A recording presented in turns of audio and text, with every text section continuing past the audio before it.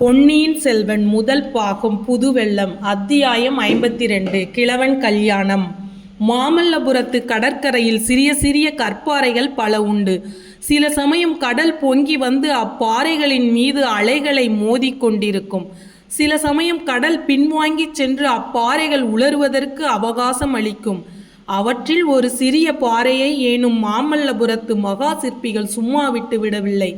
அந்தந்த பாறைக்கு தகுந்தபடி பெரிதாகவும் சிறிதாகவும் காட்சிகளை கற்பனை செய்து அழியா சிற்ப உருவங்களை அமைத்து வைத்தார்கள்.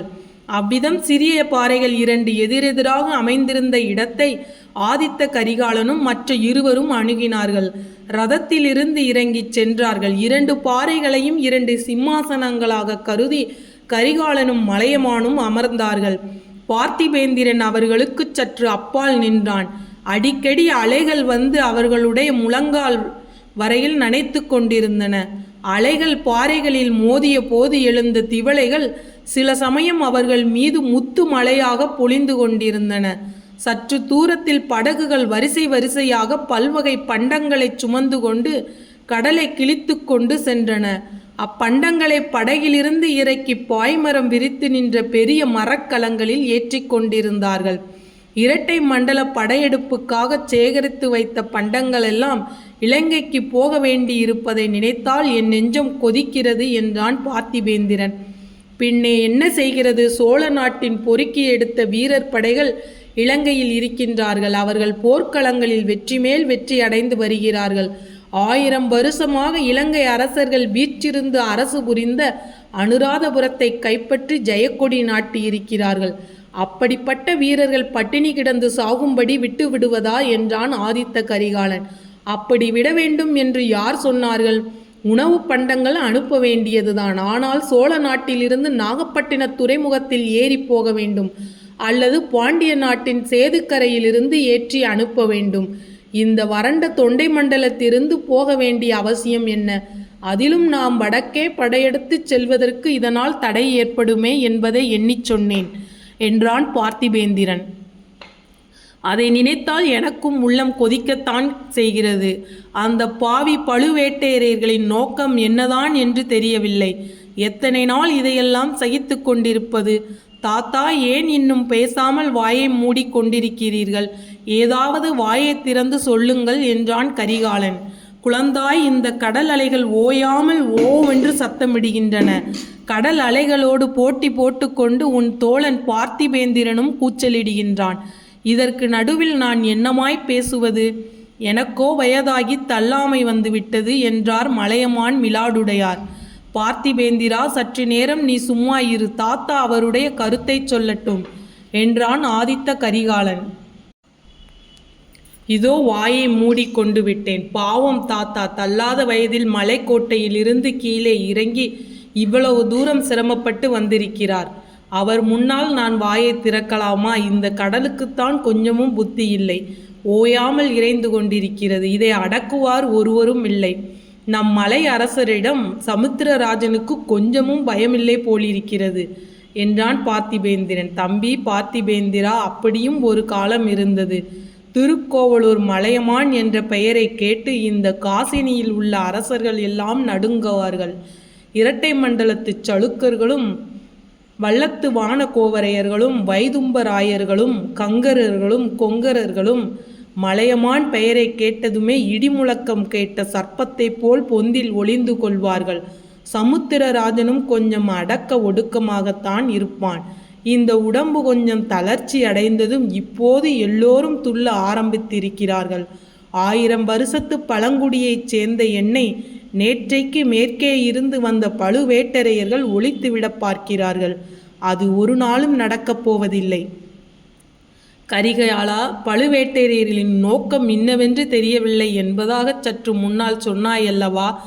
அவர்களுடைய நோக்கம் இன்னதென்று நான் சொல்லுகிறேன் கேள். உன்னையும் உன் சகோதரனையும் தனித்தனியே பலவீனப்படுத்துவதுதான் அவர்களுடைய நோக்கம். இலங்கையில் உன் தம்பி அருள்மொழி தோல்வியடைய வேண்டும். அதனால் அவனுக்கு அவமானம் நேர வேண்டும். இங்கே உனக்கு உன் தம்பியின் பேரில் கோபம் ஏற்பட வேண்டும். நீங்கள் 2 பேரும் சண்டை போட்டு கொள்ள வேண்டும். அதை பார்த்து இந்த கிழவன் வேதனைப்பட வேண்டும். இதுதான் அவர்களுடைய அந்தர நோக்கம் என்று மிலாலுடையார் ஆத்திரத்துடன் சொல்லி வருகையில் கரிகாலன் குறுக்கிட்டான். இந்த நோக்கத்தில் அவர்கள் ஒரு நாளும் வெற்றியடையப் போவதில்லை தாத்தா. என் தம்பியையும் என்னையும் யாராயிலும் பிரிக்க முடியாது. அருள்மொழிக்காக நான் உயிரையும் விடுவேன். எனக்கு ஒவ்வொரு சமயம் தோன்றுகிறது, கப்பல் ஏறி நானும் இலங்கைக்கு போகலாமா என்று. அங்கே அவன் என்ன கஷ்டப்பட்டு கொண்டிருக்கின்றானோ என்னமோ. நான் இங்கே சுகமாக உண்டு உடுத்து அரண்மனையில் தூங்கிக் கொண்டு காலம் கழிக்கின்றேன். என் வாளும் வேலும் துருப்பிடித்து போகின்றன. ஒவ்வொரு கணமும் எனக்கு ஒரு யுகமாய் போய்கொண்டிருக்கிறது. இங்கு இருக்கவே பிடிக்கவில்லை தாத்தா. சொல்லுங்கள், இந்த பண்டங்கள் ஏற்றும் கப்பல்களில் ஒன்றில் ஏறி நானும் இலங்கைக்கு போகட்டுமா என்று கேட்டான் கரிகாலன். அரசே, அருமையான யோசனை. பல நாளாக நான் நினைத்து கொண்டிருந்ததை தாங்களும் சொல்லுகிறீர்கள். புறப்படலாம், வாருங்கள். இதற்கு தாத்தாவை யோசனை கேட்பதில் பயனில்லை. இவரை கேட்டால் வேண்டாம் பொறு என்றுதான் புத்திமதி சொல்லுவார். நாளைக்கே நாம் புறப்படலாம். தொண்டை மண்டல படையில் பாதியை அழைத்து கொண்டு போகலாம். இலங்கை யுத்தத்தை ஒரு வழியாக முடித்து கொண்டு நேரே நாகப்பட்டினத்தில் வந்து இறங்கலாம். இறங்கி தஞ்சாவூருக்கு சென்று அந்த பழுவேட்டரையர்களை ஒரு கை பார்த்து விடலாம் என்று பார்த்திபேந்திரன் பொறித்து கொட்டினான். கரிகாலா, பார்த்தாயா, நான் முதலிலேயே என்ன சொன்னேன்? இவன் வாயை மூடிக்கொண்டிருந்தால்தான் நான் பேசுவேன் என்று சொல்லவில்லையா? இதோ வாயை மூடிக்கொள்ளுகிறேன். தாத்தா, நீங்க சொல்வதையெல்லாம் சொல்லி முடியுங்கள் என்று பார்த்திபேந்திரன் வாயை கையினால் பொத்தி கொண்டான். கரிகாலா, நீ வீராதி வீரன். உன்னை போன்ற பராக்கிரமசாலி இந்த வீர தமிழகத்திலே அதிகம் பேர் பிறந்ததில்லை. என்னுடைய 80 பிராயத்துக்குள் நானும் எத்தனையோ பெரிய யுத்த களங்களை பார்த்திருக்கிறேன். ஆனால் எதிரிகளின் கூட்டத்தில் தன்னந்தனியே புகுந்து சென்று உன்னை போல் சண்டையிட்ட இன்னொரு வீரனை பார்த்ததில்லை. சேவூர் பெரும்போர் நடந்தபோது உனக்கு பிராயம் 16 கூட ஆகவில்லை. அந்த வயதில் பகைவர்களின் கூட்டத்தில் நீ புகுந்து சென்ற வேகத்தையும், இடசாரி வலசாரியாக வாள் சுழன்ற வேகத்தையும், பகைவர்களின் தலைகள் உருண்ட வேகத்தையும் போல் நான் என்றும் பார்த்ததில்லை. இன்னும் என் கண்முன்னால் அந்த காட்சி நின்று கொண்டிருக்கிறது. உன்னைப் போலவே உன் சிநேகிதன் பார்த்திபேந்தரும் வீராதி வீரன்தான். ஆனால் நீங்கள் 2 பேரும் பதற்றக்காரர்கள், முன்கோபம் உள்ளவர்கள். அதனால் உங்களுக்கு யோசிக்கும் சக்தி குறைந்து விடுகிறது. எது செய்ய வேண்டுமோ அதற்கு நேர்மாறான காரியத்தை செய்ய தோன்றிவிடுகிறது. தாத்தா, இம்மாதிரி உபதேசம் தாங்கள் இதற்கு முன் எத்தனையோ தடவை செய்திருக்கிறேன். ஆனால் ஒன்றும் பயன்படவில்லை என்கிறாயா? பேசாமல் என்னை ஊருக்கு திரும்பி போகச் சொல்லுகிறாயா? இல்லை, இப்போது நடக்க வேண்டிய காரியம் என்னவென்று சொல்லுங்கள். உன் சகோதரன் அருள்மொழியை உடனே இவ்விடத்துக்கு அழைத்து கொள்ள வேண்டும். நீயும் உன் சகோதரனும் பிரிந்திருக்கவே கூடாது. தாத்தா, இது என்ன யோசனை? அருள்மொழி இங்கே வந்துவிட்டால் இலங்கை யுத்தம் என்ன ஆகிறது? இலங்கை யுத்தம் இப்போது ஒரு கட்டத்திற்கு வந்திருக்கிறது. அனுராதபுரத்தை பிடித்தாகிவிட்டது. இனி அங்கே மழைக்காலம். இனி 4 மாதத்திற்கு ஒன்றும் செய்ய முடியாது. பிடித்த இடத்தை விட்டு கொடாமல் பாதுகாத்து வர வேண்டியதுதான். இதை மற்ற தளபதிகள் செய்வார்கள். அருள்மொழி இச்சமயம் இங்கே இருக்க வேண்டியது மிகவும் அவசியம். கரிகாலா, உண்மையை மூடி வைப்பதில் பயன் என்ன? விஜயாலய சோழரின் குலத்துக்கும் அவர் அடிகோலிய சோழ சாம்ராஜ்யத்துக்கும் பேராபத்து வந்திருக்கிறது. நீயும் உன்னை சேர்ந்தவர்கள் எல்லோரும் இப்போது ஓரிடத்தில் தங்கி சர்வ ஜாக்கிரதையாக இருக்க வேண்டும். நம்முடைய பலத்தையெல்லாம் திரட்டி வைத்து கொள்ளவும் வேண்டும். எப்போது என்ன விதமான அபாயம் வரும் என்று சொல்ல முடியாது. தாத்தா, இது என்ன இப்படி என்னை பயமுறுத்துகிறீர்கள்? என் கையில் வாளிருக்கும் வரையில் எனக்கு என்ன பயம்? எப்படிப்பட்ட அபாயம் வந்தால்தான் என்ன? தன்னந்தனியாக நின்று சமாளிப்பேன். எத்தகைய அபாயத்துக்கும் நான் பயப்படுகிறவன் அல்ல. பிள்ளாய், நீ எப்படிப்பட்ட தைரியசாலி என்று எனக்கு சொல்ல வேண்டுமா? ஆயினும் திருவள்ளுவர் பெருமான் சொல்லியிருப்பதையும் சில சமயம் எண்ணி பார்க்க வேண்டும். அஞ்சுவது அஞ்சாமை பேதமை, அஞ்சுவது அஞ்சல் அறிவார் தொழில் என்று அந்த மகான் சொல்லியிருக்கிறார். போர்க்களத்தில் பகைவர்களுக்கு எதிரெதிரே நின்று போரிடும் போது அச்சம் கூடாது. அப்படி பயப்படுகிறவன் கோழை. அவ்விதம் பயப்படுகிற பிள்ளை என் வம்சத்தில் பிறந்தால் அவனை நானே இந்த கிழடாய்ப்போன வலுவிழந்த கையினால் வெட்டி போட்டு விடுவேன். ஆனால் மறைவில் நடக்கின்ற சதிகளுக்கும் சூழ்ச்சிகளுக்கும், கண்ணுக்கு தெரியாத அபாயங்களுக்கும் பயப்பட்டாக வேண்டும். பயப்பட்டு அந்தந்த நிலைமைக்கு தகுந்த முன்ஜாக்கிரதையும் செய்து கொள்ள வேண்டும். அரச குலத்தில் பிறந்து சிம்மாசனத்துக்கு உரியவர்கள் இது விஷயத்தில் அஜாக்கிரதையாக இருக்கக்கூடாது. இருந்தால் நாட்டுக்கே நாசம் விளையும். தாத்தா, அப்படி என்ன ரகசிய அபாயங்களை தாங்கள் எதிர்பார்க்கிறீர்கள்? சற்று விளக்கமாக சொன்னால்தான் நாங்கள் ஜாக்கிரதையாய் இருக்க முடியும். சொல்லத்தான் வருகிறேன். சில நாளைக்கு முன்னால் கடம்பூர் சம்புவரையர் மாளிகையில் அர்த்தராத்திரி வேளையில் ஒரு கூட்டம் நடந்தது. அதற்கு பெரிய பழுவேட்டரையர் வந்திருந்தார். இன்னும் தென்னவன், மலவராயர், குன்றத்துக்கிழார், வணங்காமுடி முனையரையர், அஞ்சாத சிங்கமுத்தரையர், இரட்டைக்குடை ராஜாளியார் இவர்கள் எல்லோரும் வந்திருந்தார்கள்.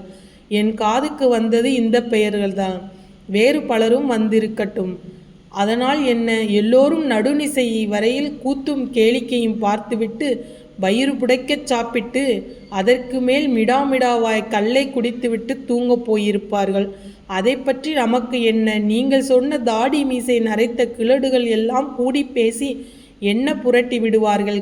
கிழடுகளை பற்றி உனக்கு இவ்வளவு நல்ல அபிப்பிராயம் இருக்கும் பட்சத்தில் நான் என்ன சொல்லி என்ன பயன்? நானும் ஒரு கிழவன் தானே. அவர்கள் எல்லோரையும் விட தொண்டு கிழவன் நான். தாத்தா, கோபம் வேண்டாம். அந்த கையினால் ஆகாத கிழங்களோடு தங்களைத்தான் சேர்த்து விடுவேனா? சரி, அப்புறம் என்ன நடந்தது சொல்லுங்கள். கையினால் ஆகா கிழங்கள் என்று மறுபடியும் சொல்லுகிறாய்.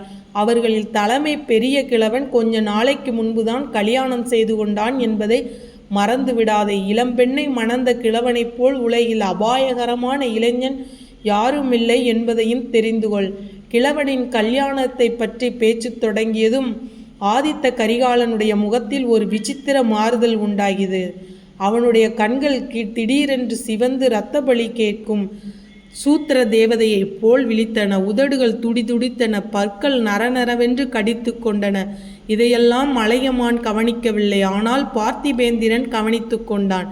அந்த கல்யாண பேச்சு இப்போது என்னத்துக்கு ஐயா? சம்புவரையர் அரண்மனையில் அப்புறம் என்ன நடந்தது என்பதை சொல்லுங்கள் என்றான் பல்லவ வீரன். அதைத்தான் சொல்ல வந்தேன். ஆனால் வயதாகி விட்டதல்லவா, புத்தி தடுமாறி வேறு எங்கேயோ போய்விடுகிறேன். கேள் கரிகாலா, பார்த்திபேந்திரா, நீயும் கேட்டுக்கொள். அந்த நள்ளிரவு கூட்டம் கிழவர்களின் கூட்டம் மட்டுமல்ல, சில வாலிபர்களும் அதில் இருந்தார்கள்.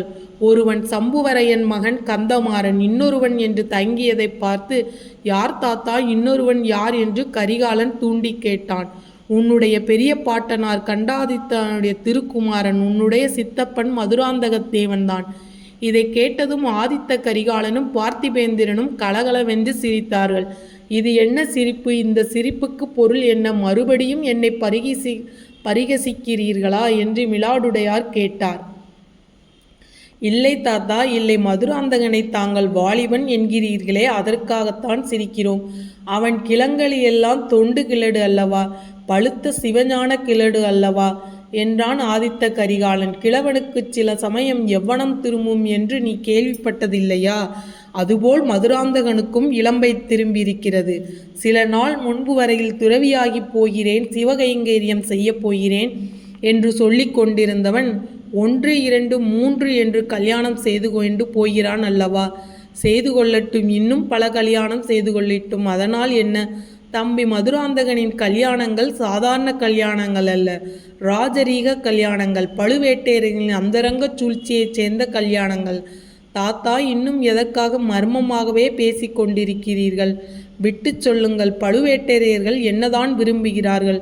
ஊர் ஊராய் சென்று அவர்கள் கூட்டம் போடுவதின் நோக்கம் என்ன? மதுராந்தகத்தேவனை வைத்துக்கொண்டு என்ன செய்ய பார்க்கிறார்கள் என்று ஆதித்த கரிகாலன் கேட்டான். வேறு ஒன்றுமில்லை. உனக்கும் உன் தம்பிக்கும் ராஜ்ய உரிமை இல்லை என்று செய்துவிட்டு மதுராந்தகனை சோழ நாட்டின் சிம்மாசனத்தில் ஏற்ற எண்ணி இருக்கிறார்கள். அதற்கு உன் தந்தை சம்மதத்தை பெறுவதற்காகவே அவரை தஞ்சை கோட்டையில் சிறையில் வைத்திருப்பது போல் வைத்திருக்கிறார்கள் என்றார் மிலாடுடையார்.